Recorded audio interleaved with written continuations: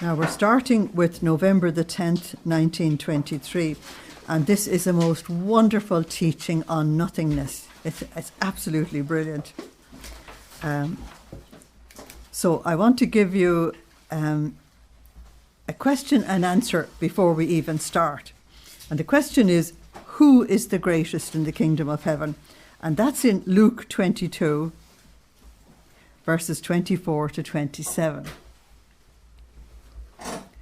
And the second one is, who is the least in the kingdom of heaven?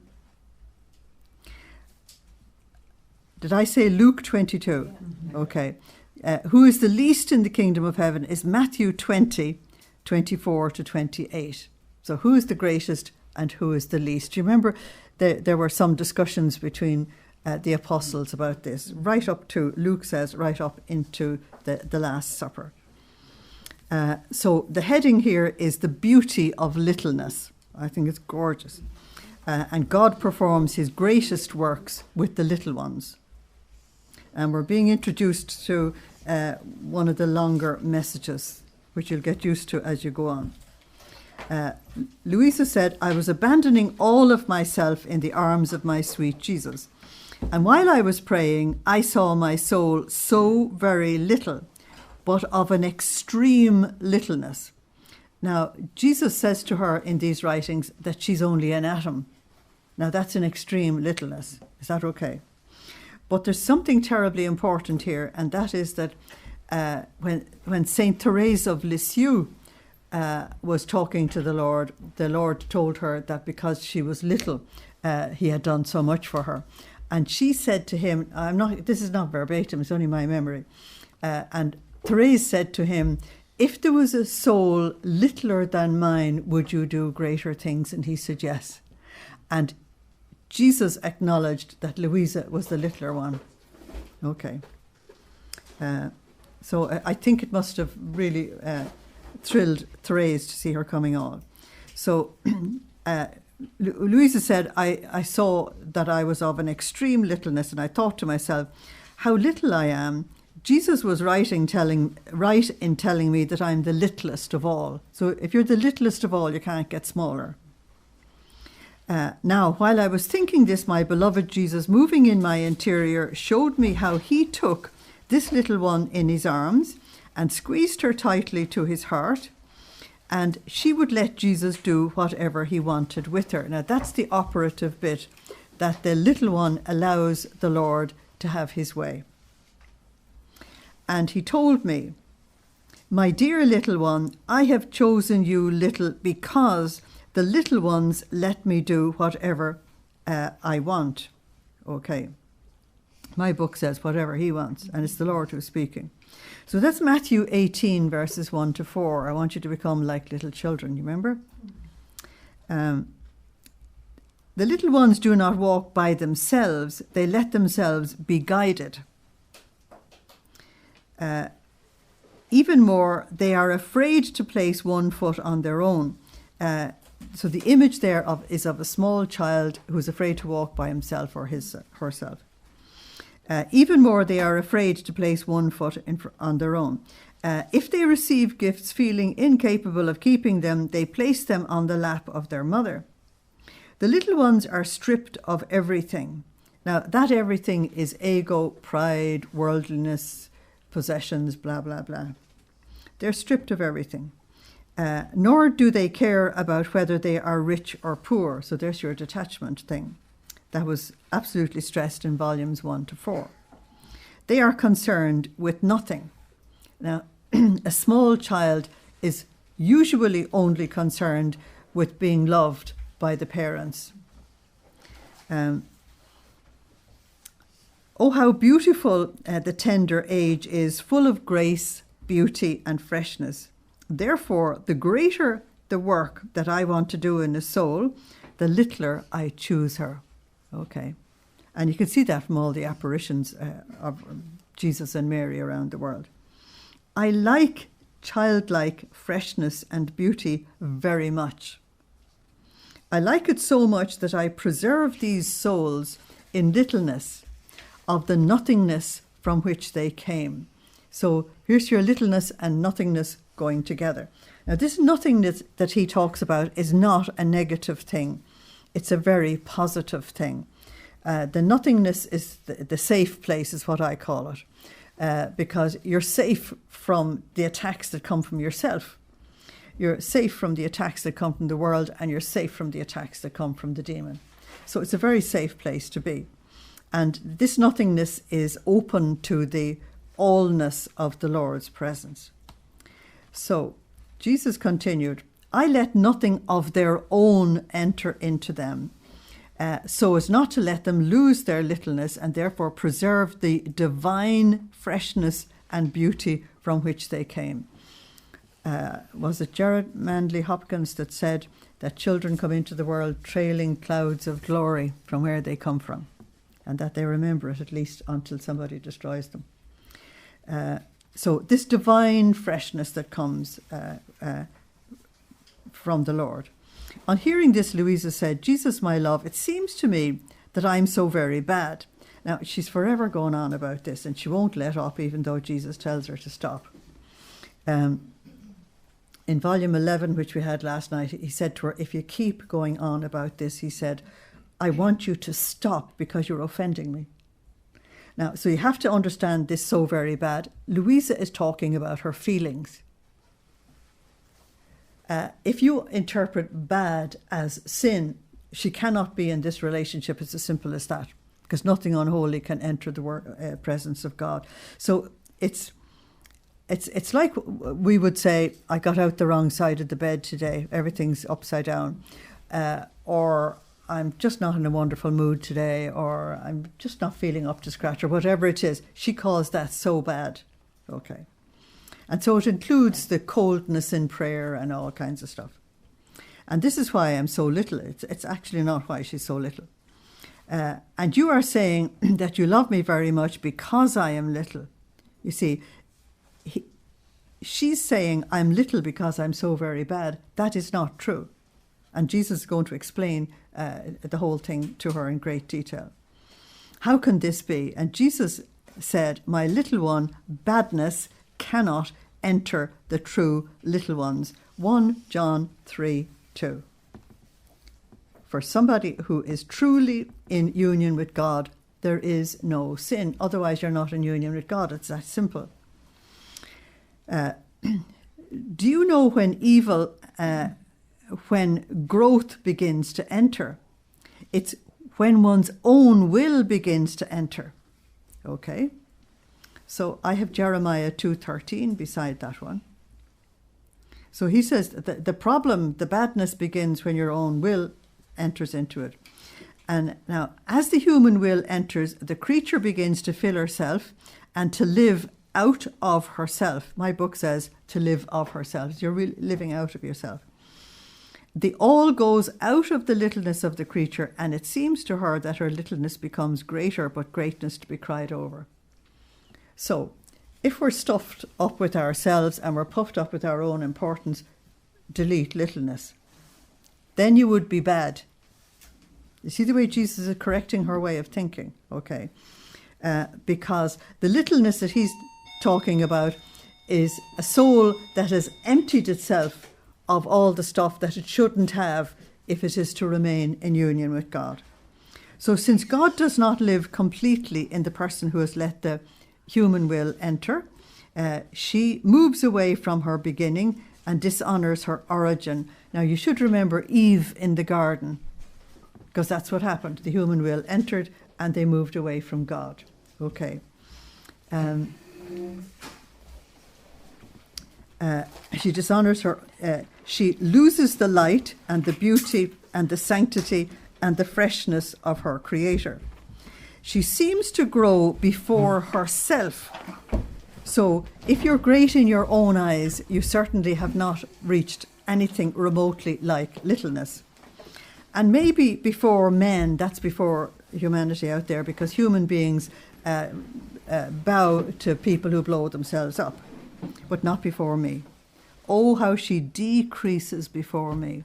So if I'm great in my own eyes, I'm nothing in his. If I'm nothing in my own eyes, I'm great in his. Is that okay? Now, there is a text from the Gospel that I should have remembered. I'll give it to you in words. He who humbles himself will be exalted, but he who exalts himself will be humbled. I just don't know the text. So, oh, how she decreases. She may even become great. That is, important in the world. But she will never be my beloved little one, because he likes the little ones as in full of God, empty of the world. One whom, taken by love for her, I fill with myself. So you're either full of him or full of self. So your cup either has tea or coffee in it. It can't have the two. And I fill her with myself, that she may remain as I created her. And I make of her the greatest, whom no one will be able to equal. There is those who humble themselves will be exalted. I make her great. Okay, but it's of a divine greatness. But if we make ourselves great in the eyes of the world, then we forfeit the divine greatness. Okay. So that, to me, that's a very good illustration of he who humbles himself will be exalted. And this is what I did with my celestial mother, Jesus said. Among all the generations, she is the littlest of all. Why is that? Because she handed over her free will at the very first instance of her existence. Because her will never entered into her as acting, but always it was my eternal will. And this was only, and this not only kept her little, beautiful, and fresh as she came out from us, but made her the greatest of all. So, since she refused to let her human will have any life, then the divine will has its full life in her. That's why she's the greatest of all. Oh, how beautiful she was, little in herself, but great and superior to all by virtue of ourselves. And only because of her littleness was she lifted up to the height of being mother of the one who formed her. Now, there's the confirmation of the teaching that the church gave at one of its very earliest meetings, when the church declared her Theotokos. T-H-E-O is, Theo is God, and T-O-K-O-S, Mother of God. And there's the confirmation coming from the Lord himself. So, as you see, all the good of man lies in doing my will. All the evil is in doing one's own. Therefore, in order to come to redeem man, I chose my mother because she was little. And I used her as a channel, because that's what the Lord wants to do with each one of us, insofar as we are able to give ourselves to him. To use her as a channel in order to let all the goods and the fruits of redemption descend upon the human race. So that paragraph, if you want to put number 1 or A on it, then you put number 2 or B on the next one. So now, that is in 1923, so that my will may be known, and heaven might be opened to let my will descend upon the earth and reign on it as it does in heaven, I had to choose another little one among all the generations. Now, notice that in order to save us, redeem us, sanctify us, the Lord wants to use a person who is a part of the human race. We have to participate. It's our drop of water in his wine. So I had to choose another little one among all the generations. Since this is the greatest work I want to do, to restore man to his origin, from which he came, and to open to him that divine will which he rejected, to open my arms to him to receive him once again into the womb of my will, my infinite wisdom calls the little one out of nothing. So for that, I want to give you 1 Corinthians 1. And I think it's from verse 18 to the very end, which is about 36. God's wisdom versus God's foolishness versus the so-called wisdom of the world. Okay. And we're not chosen because we're wise according to the ways of the world. We're chosen because we should be little. My infinite wisdom calls the littlest one out of nothing. Now that's terribly important. If you just look back for a moment on the history of Luisa herself, that she had so much illness and trouble as a child. She missed most of her education, as in 9/10 of it. And she's called out of this nothing to this incredible greatness. Okay. But then you go back even further, and the Lord called the entire universe out of nothing, which is Genesis chapter 1. So if we are full of something, we're making ourselves unavailable to him. Does that make sense? And you can see that because people who are full of themselves have no time for church even. It doesn't mean anything to them. It was just that she would be little. If I place a little one at the head of redemption, I had to place another little one at the head of the fiat voluntas tua, sicut in cielo et terra. Between two little ones, I enclose the purpose of the creation of man. So now you know why I gave you those two references at the very beginning. Who is the greatest in the kingdom of God and who is the least, in the kingdom of God? Because it was the apostles who asked who was the greatest in the kingdom of God. And James and John thought that they ticked all the boxes, you see, because they were thinking of kingdom on earth. And Jesus said, no, those places are reserved for the people whom the Father has appointed. So we now know who have the places, our Blessed Mother and Luisa. Why? Because our Blessed Mother was the one chosen to bring redemption to the world, and Luisa was chosen the one to bring the divine will to the world, not James and John. Okay. So that's why I gave you those references at the beginning. So between these two little ones, I was to enclose the entire purpose of the creation of man. Now, if Jesus had explained this to his apostles back at the very beginning, they wouldn't have known what he was talking about because they were at the earliest stage of redemption. So things can only be revealed at the right time. I was to realize my designs upon him. Through one, I was to redeem him. So that's step one in the process, to wash him of his ugliness with my blood and to give him forgiveness.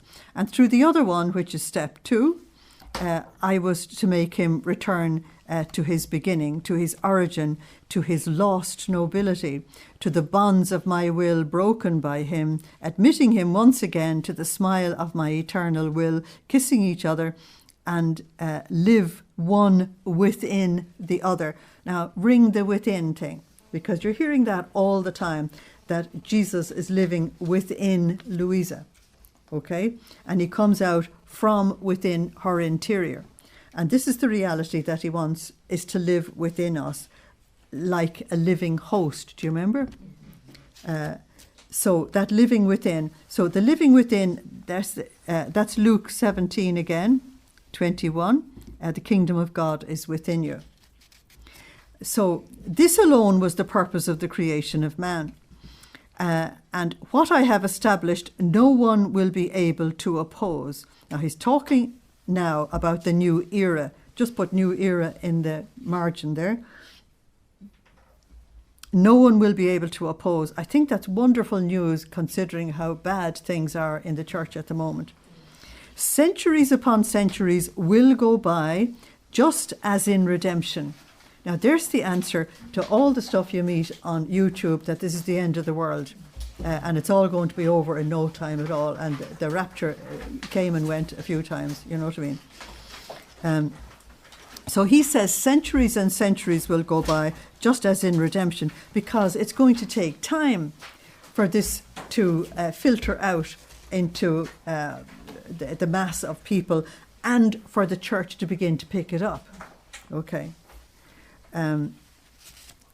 But man will return into my arms as he was created by me.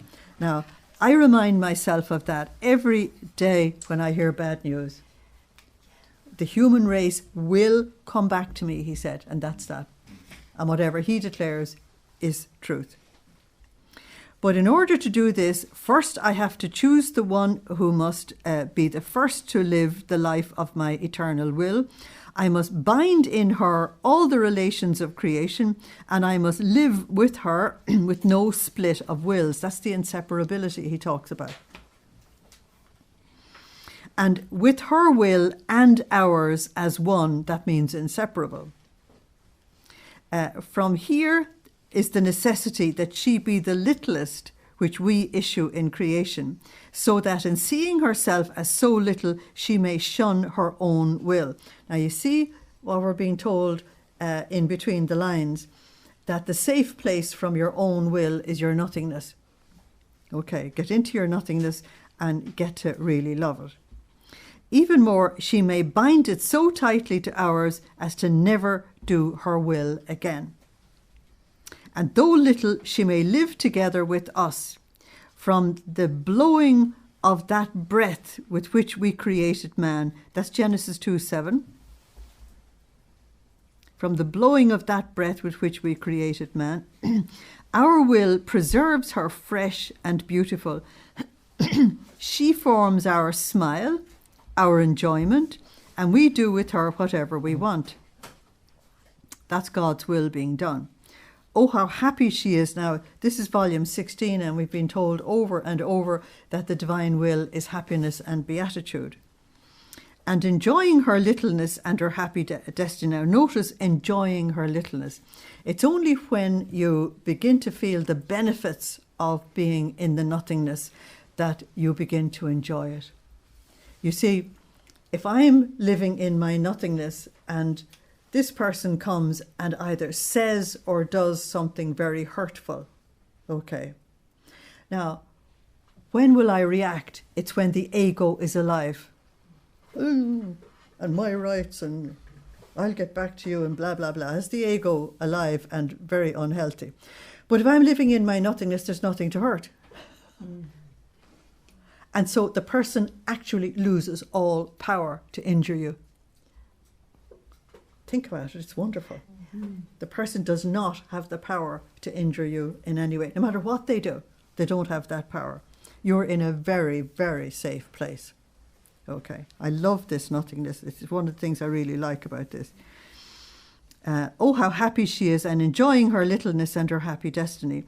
She will cry for her brothers, that's us interceding for others, and will occupy herself with nothing else but compensating us for all and for each one. So there you see the mission of giving glory to God and making reparation and substitution for the rest of humanity to try and bring the rest of humanity into the fullness as well. So she compensates us for all and for each one from all the wrongs that they do to us by withdrawing from our will. Now notice the source of evil. And he has told us that about Adam and Eve also, that the first stage of sin was simply to withdraw from the divine will. And here you have it as well. All the evil comes out of shifting away from the divine will.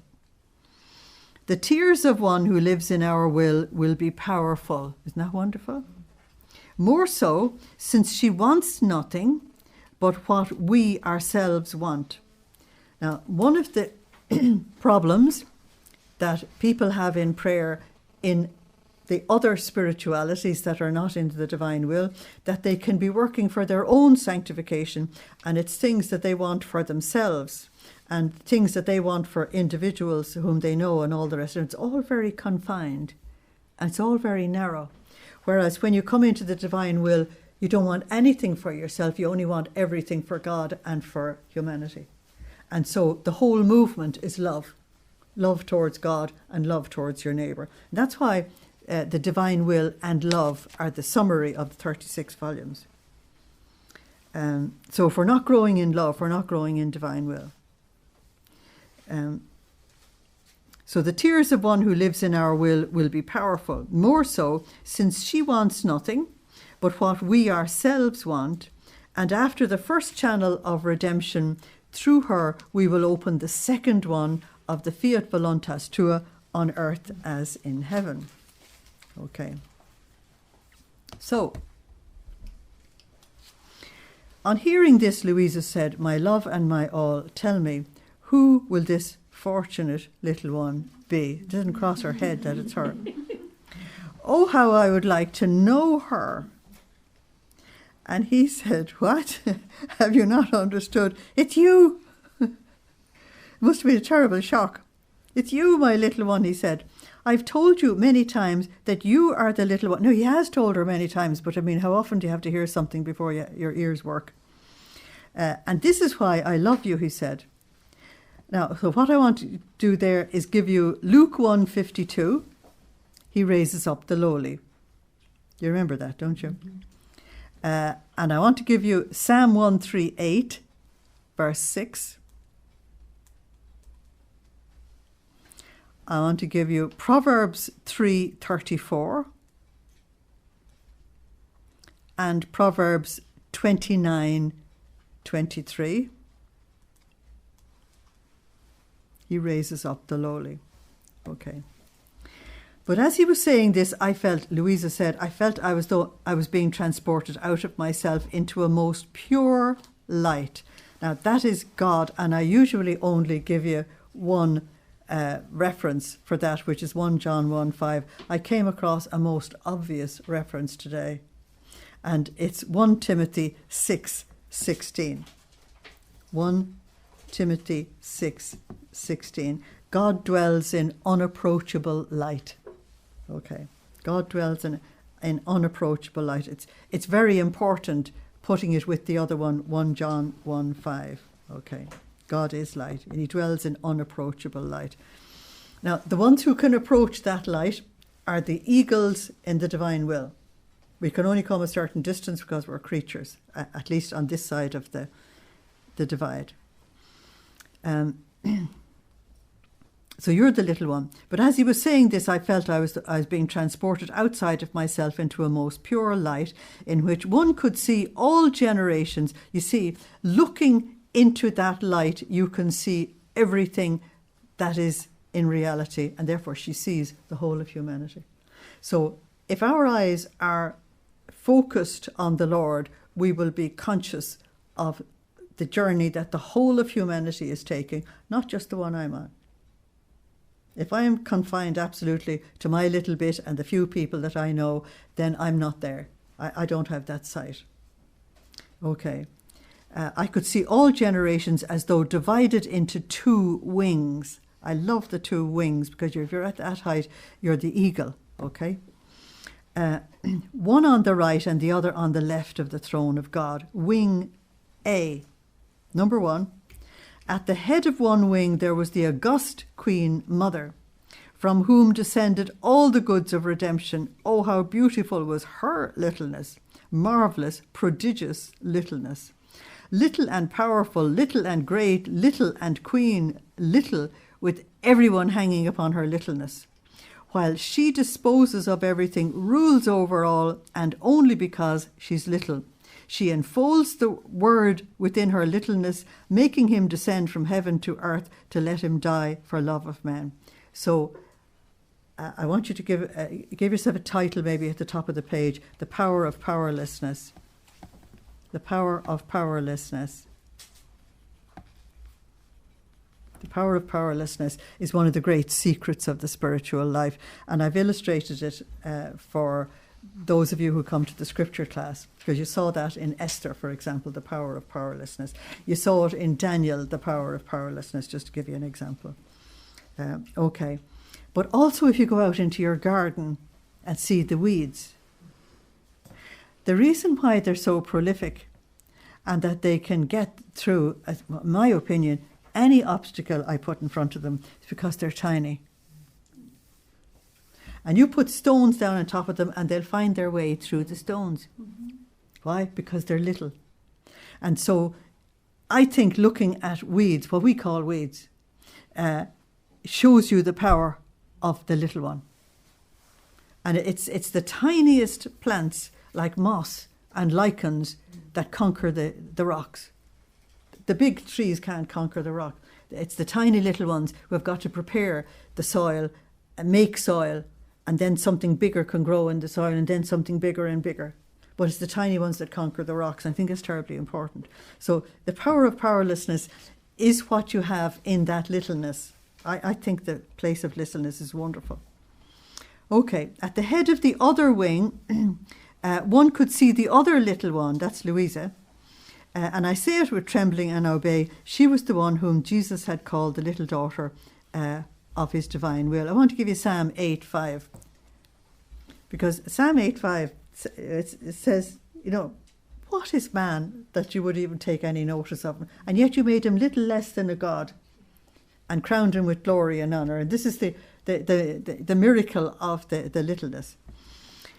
My sweet Jesus, placing himself in the middle of these two wings, you see the right and the left in the kingdom of heaven? That's why I gave you those texts at the beginning.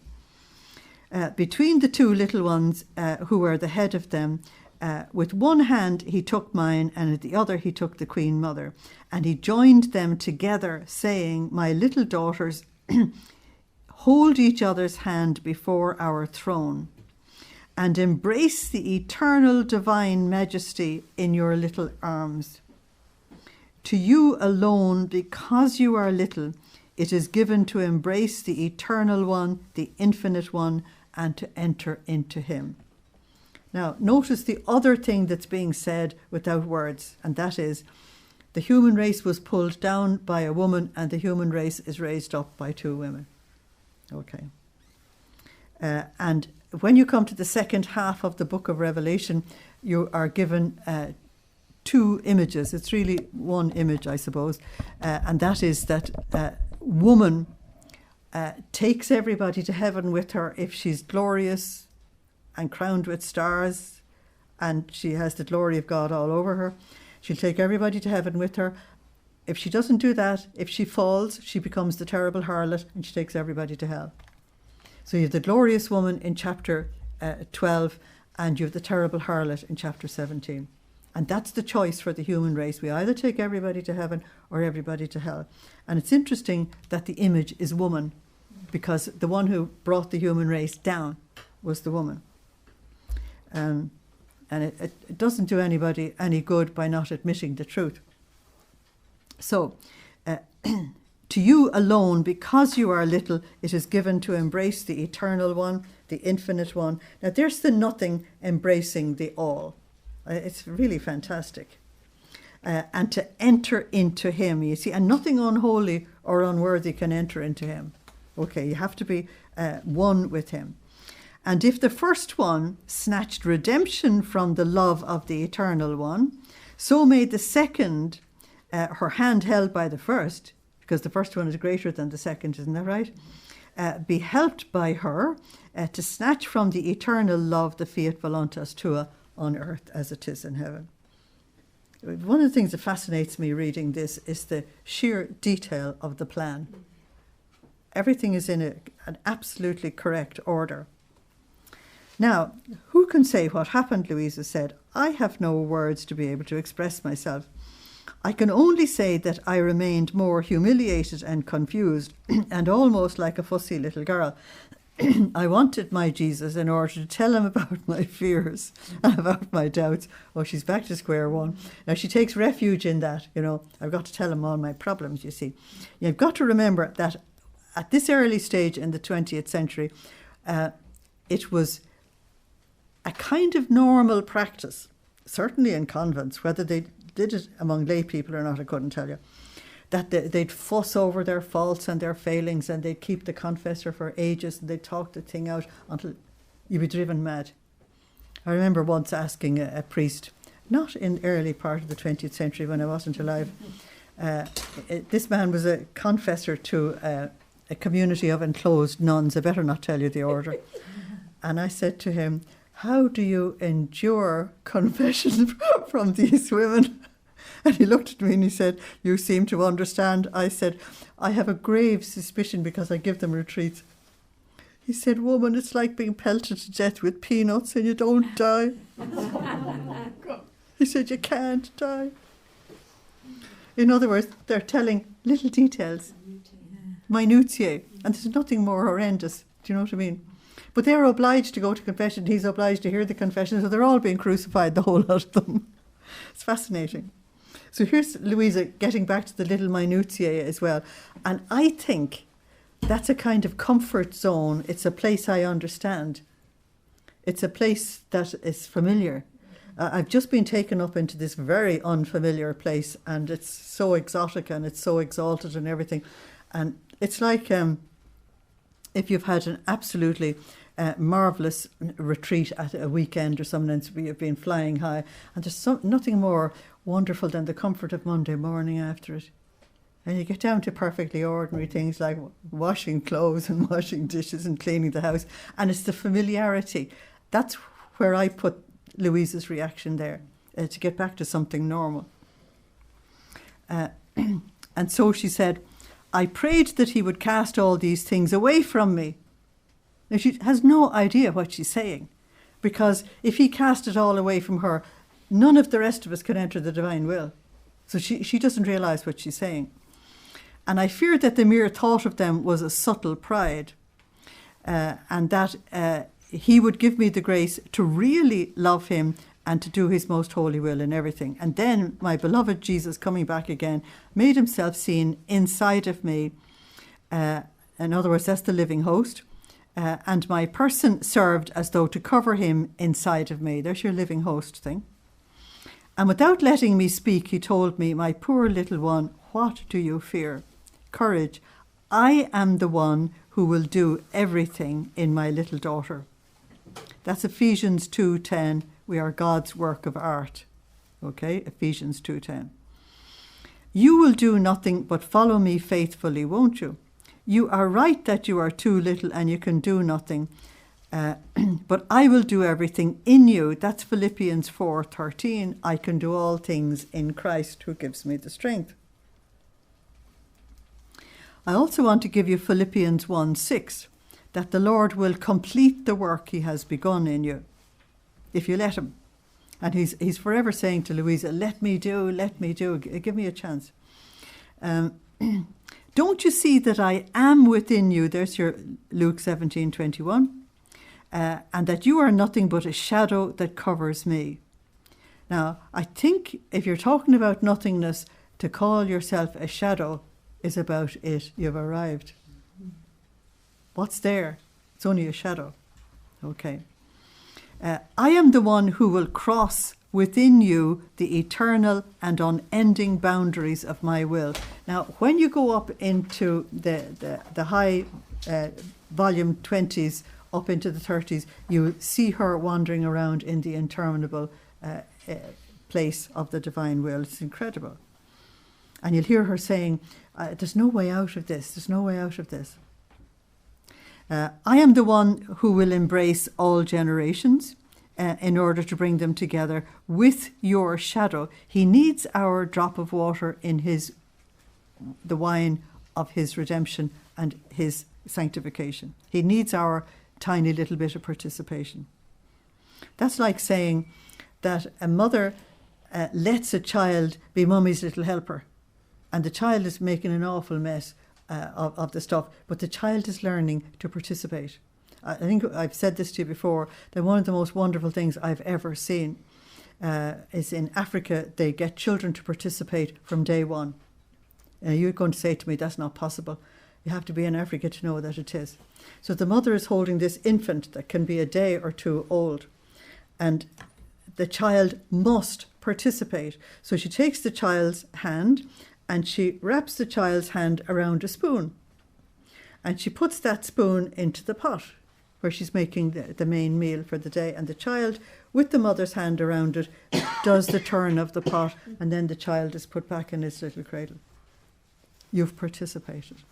Everybody must participate. And this is one of the aspects of this that fascinates me, that we must participate. I mean, the Lord could do all this by himself, but then he'd be treating us as not his children, not his own. Do you know what I mean?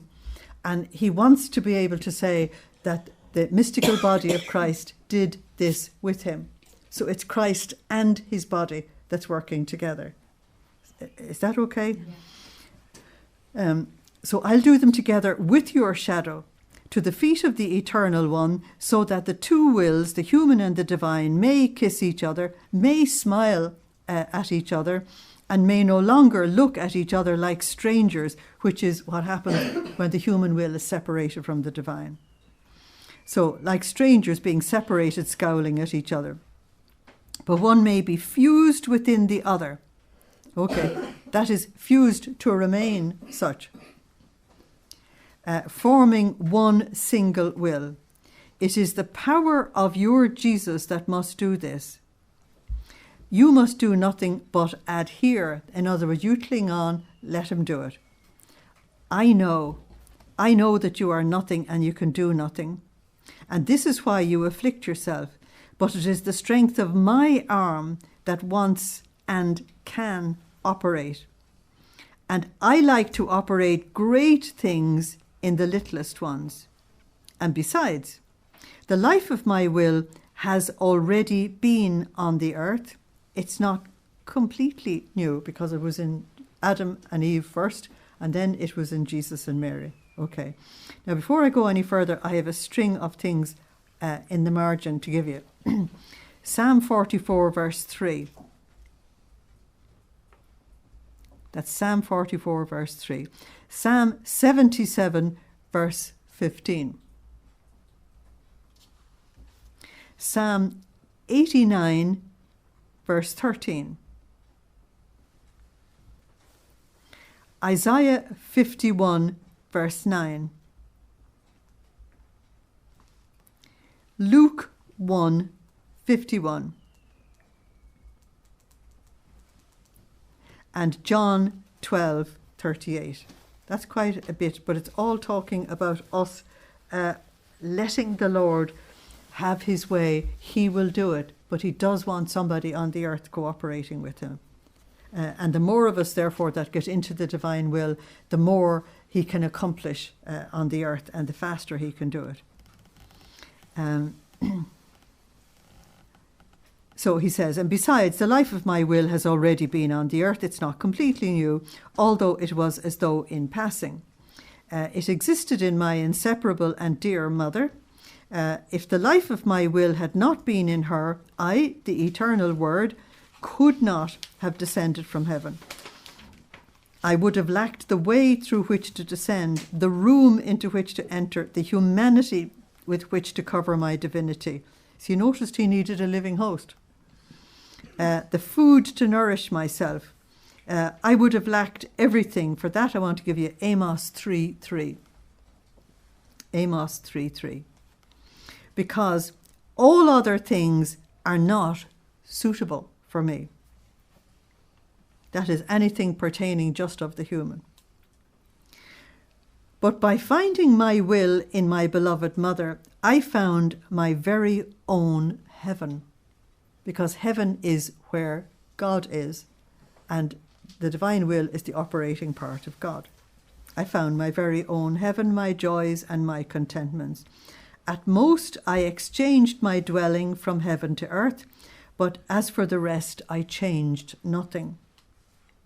That which I had in heaven, I found on earth by virtue of the will possessed by her. And therefore, with all love, I descended into her to take on human flesh. Then my will had its life on earth in my humanity, which is, of course, the Holy of Holies, by virtue of which I formed the redemption.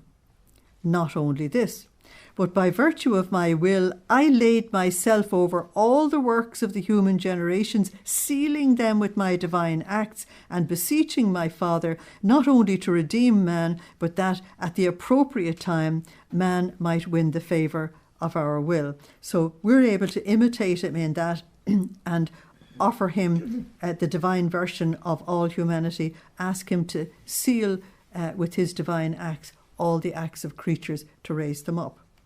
Okay. So he said, at the appropriate time, man might win the favour of our will, which is Luisa's time, as when he was created, so as to live according to the purpose wanted by us. That the will of heaven and that of earth be one. Therefore, everything was done by me. The plane of redemption and that of the fiat voluntas tua on earth as in heaven. Now he talks about the plane. So let me show it to you this. we can say there are different planes. And one is the plane of the world down here, where people are following their ego and their human will and all the rest of it. The second one, in my opinion, is the ordinary spirituality that the entire church is living. And the third one is the plane of the divine will. And you have to go through the ordinary spirituality to get up there, unless the Lord catapults you up there. That's his business. But there are different planes of operating. And you know that the people who are living are trying to operate in space are operating on completely different principles than somebody driving a car on the earth. And so these planes, I will talk to you about them in Drummondine.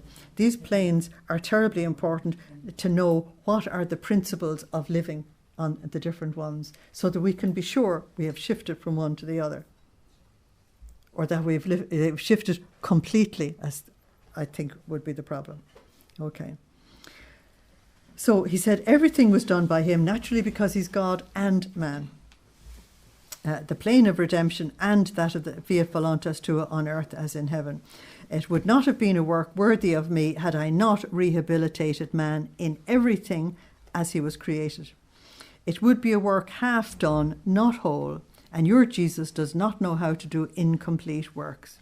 At the most, I wait centuries. Look at the patience of God. Of course, you do know that Psalm, is it 90 or 91, verse 3, says, with the Lord 1,000 years is like a single day. So he waited a few minutes. At most, he said, I wait centuries to give the complete good prepared by me.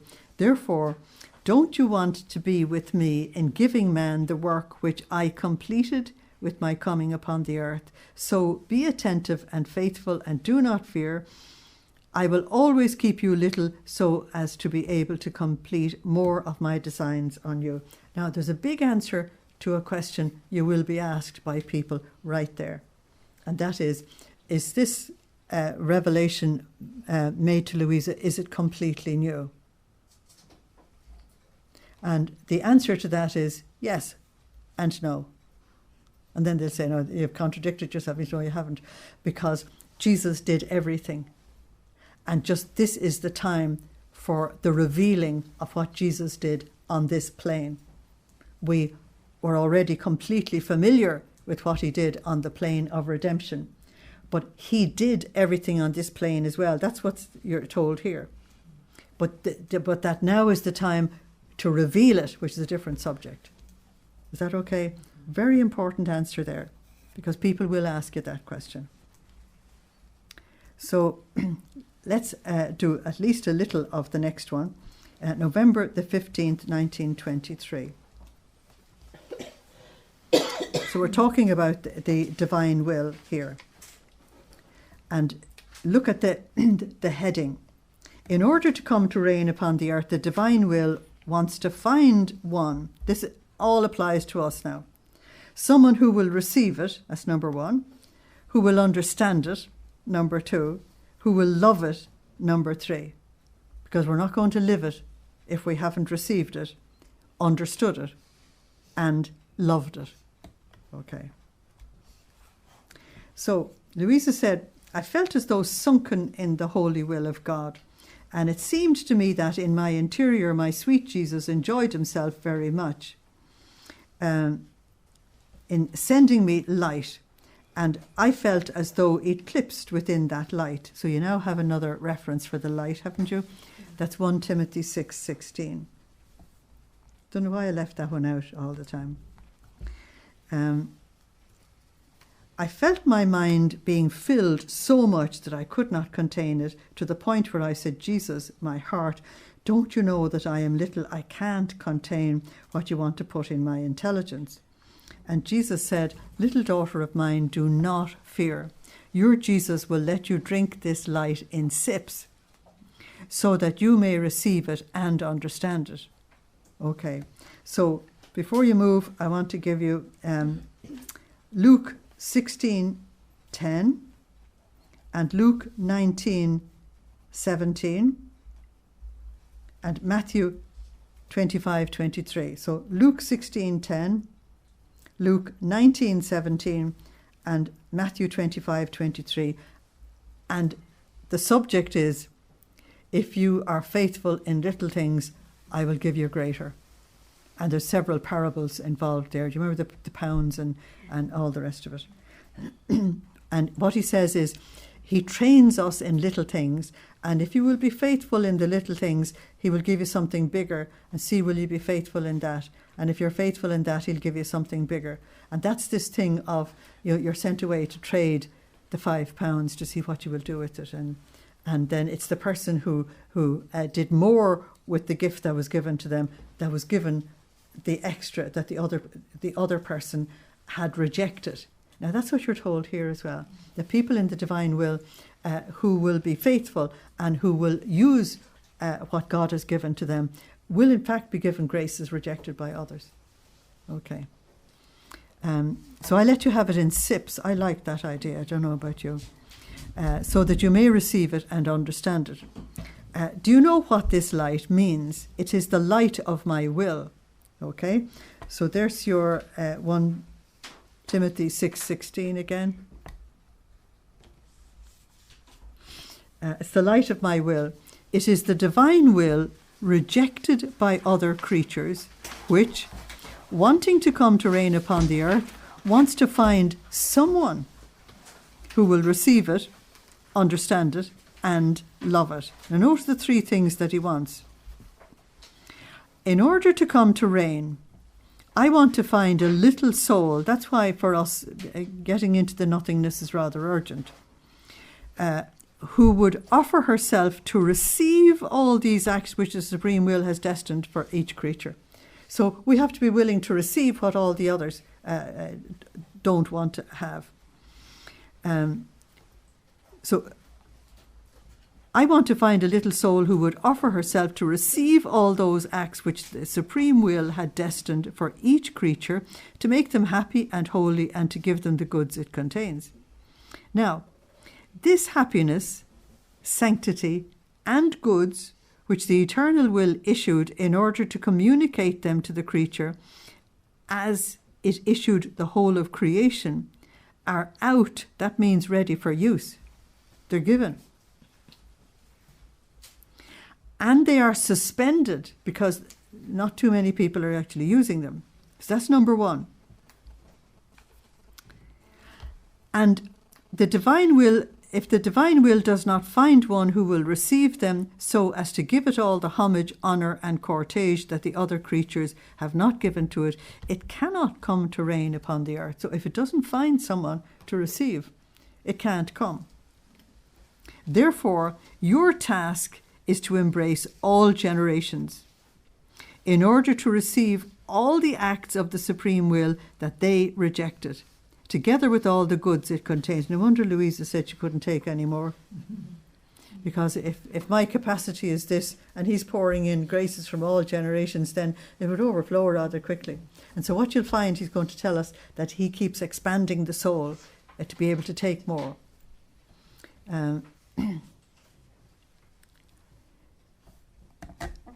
So if there's no one to take it, it cannot come to reign upon the earth. Therefore, your task is to embrace all generations in order to receive all the acts of the supreme will that they have rejected, together with all the goods that it contains. If you do not do so, my eternal will cannot put itself in feast to come and reign.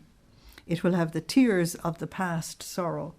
In other words, we'll just go on with human beings doing their own will, of how ungratefully it was rejected.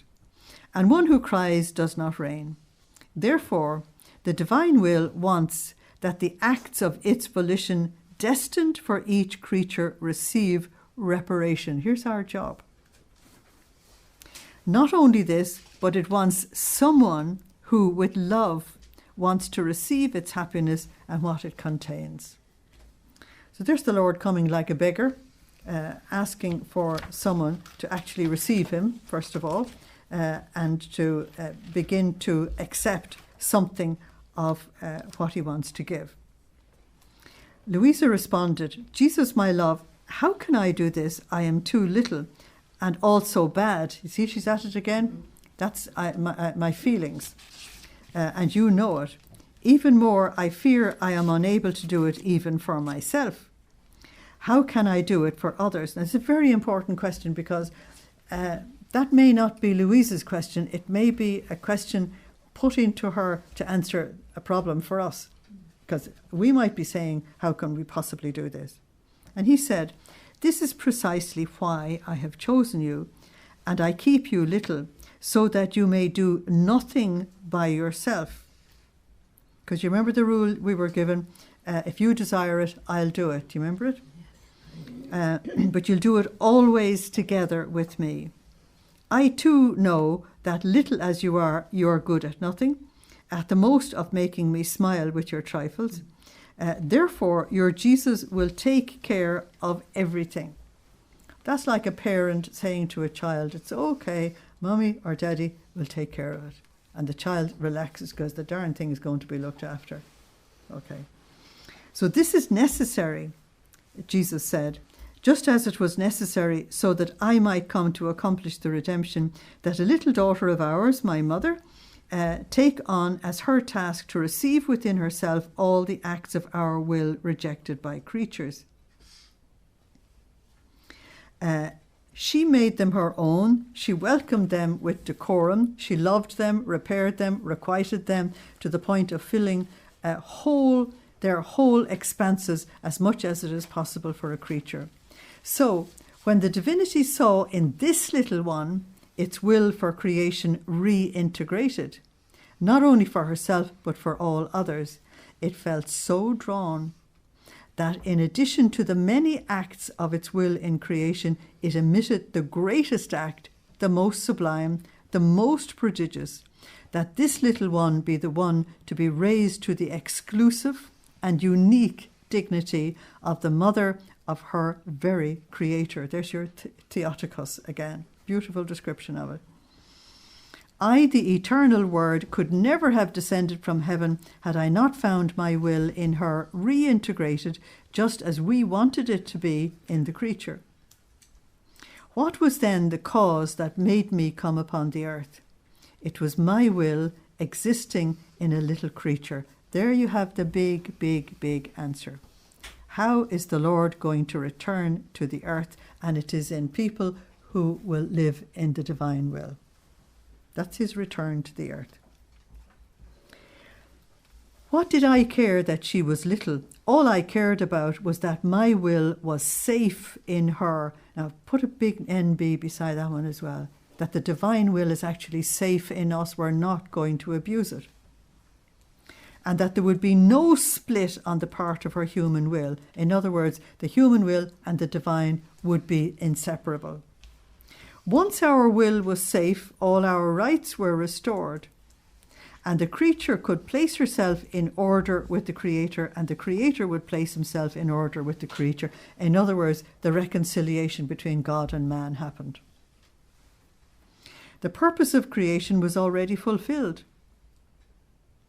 Therefore, we came to the acts, the deeds, that the Word would be made flesh, first to redeem man, and then so that our will be done on earth as it is in heaven.